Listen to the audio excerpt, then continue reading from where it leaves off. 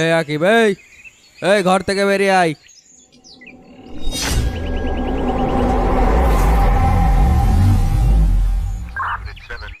কি ব্যাপার স্যার, এই সাত সকালে আপনারা আমার বাড়িতে? আসেন স্যার আসেন, ভিতরে এসে একটু চা নাস্তা খেয়ে যান। তোর নামে অভিযোগ আছে, তোকে এখনই আমাদের সাথে থানায় যেতে হবে। এই তোরা থাম। অভিযোগ? তা স্যার আমাকে কি থানা পর্যন্ত নিয়ে যেতে পারবেন?